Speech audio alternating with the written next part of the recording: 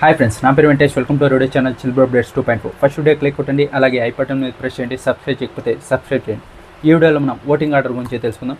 సుమనన్న mass rampage చూపించబోతున్నాడు ఓటింగ్లో కూడా. అలాగే ఈరోజు అయితే మాస్ లోడింగ్ చాలా అంటే చాలా బాగా టాస్క్లు ఆడాడు. అదే ఒక 2 వీడియోలో చెప్పా అంతే. వాడెవడో వచ్చేసి సుమనన్న పిఆర్ అని పెట్టాడు. గేమ్ మీరే ఆడలేదు అంటారు సుమనన్నని, ఆర్గ్యుమెంట్ చేయడు అంటారు. ఇప్పుడు గేమ్లు ఆడి గెలిస్తే ఒక కొంచెంసేపన్నా మెచ్చుకుందామంటే సుమనన్న పిఆర్ అంటే ఎలారా? ఎంతమందికి పిఆర్ చేస్తారా పోతే పని? సీజన్ అయిపోయేటప్పుడు ఒక 10 మంది కన్నా పిఆర్ని చేస్తారు. వాళ్ళేమో నాకు ₹1 ఇయ్యరు. ఎలా? ఒకవేళ వాళ్ళు డబ్బులు ఇచ్చేట్టుగా ఉంటే నేను పిఆర్ అంటే ఒప్పుకుంటాను. వాళ్ళు ₹1 ఇయ్యరే నాకు. ఇంకా ఓటింగ్ ఆర్డర్లో ఫస్ట్ వచ్చేసి తనుజ ఉంది. తనుజ అయితే స్టార్టింగ్ నుంచి ఓట్లు పడుతూనే ఉన్నాయి. ఇప్పుడు ఓట్లు పడుతున్నాయి, ఇంకా నాకు తెలిసి పడుతూనే ఉంటాయి. ఎప్పుడు ఓటింగ్ ఆర్డర్లోకి వచ్చిన తనుజానే కొంచెం ఎక్కువ ఓట్లు పడుతున్నాయి ఇప్పటికైతే ప్రస్తుతానికి. ఇంకా అలాగే ఫస్ట్ ప్లేస్లో ఉంది తనుజ అయితే. ఇంకా సెకండ్ ప్లేస్లో అయితే ఈ 2 డేస్ డీమన్ పవన్ ఉన్నాడు, కానీ ఇప్పుడు సుమన్ శెట్టి అన్న వచ్చాడు. ఈ 2 డేస్ నుంచి పర్ఫార్మెన్స్ ఇరగదీస్తున్నాడు, క్యాప్టెన్ కూడా అయ్యాడు కదా, అందుకే ఆ రిజల్ట్. ఇప్పటికే సుమనానికి ఫుల్ ఫ్యాన్స్ ఉన్నారు, చూసినా చూడకపోయినా షో ఓట్లు వేస్తున్నారు. మెమీ పేజెస్ ఫుల్ సపోర్ట్ ఉన్నాయి. ఇంకా ఇంత టాస్క్ ఇరగదీసినాక ఓట్లు పడకుండా ఉంటాయా? పడుతున్నాయి.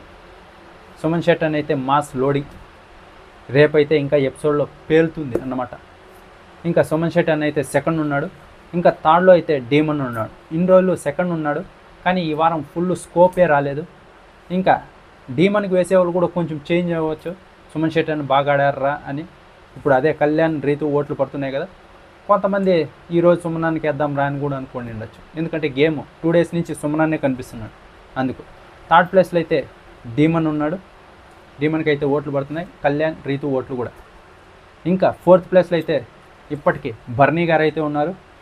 బర్నీ గారు తన ఆటను మార్చుకోవాలి అది చెప్తుంటే కొంతమంది వచ్చేసి బర్నీ గారిని నెగిటివ్ చేస్తున్నాం అంటున్నారు. నిన్న ఎపిసోడే చూసుకోండి, నార్మల్ ఆడియన్స్కి ఏమర్థమవుతుంది, ఈయనేంట్రా వెళ్ళి రీతు దగ్గర దివ్యాన్ని మాట్లాడొద్దు అంటున్నాడు. ఈయన గేమ్ ఈయనదే, ఆమె గేమ్ ఆమెది కదా, ఈయన వెళ్ళి రీతు దగ్గర మాట్లాడొద్దు, అంత హ్యాపీగా మళ్ళీ మాట్లాడొద్దు, నేను నామినేట్ చేయాల్సి వస్తే. ఇదే నాకు అర్థం కాలేదు అసలు ఆయన ఏం మాట్లాడుతున్నారు. ఇక్కడ ఎంత బాండ్స్ పెట్టుకున్నా ఇండివిజువల్ గేమే ఆడతారు. ఒకరి మీద నువ్వు వాళ్ళ దగ్గర వెళ్ళి మాట్లాడొద్దు అని చెప్పకూడదు.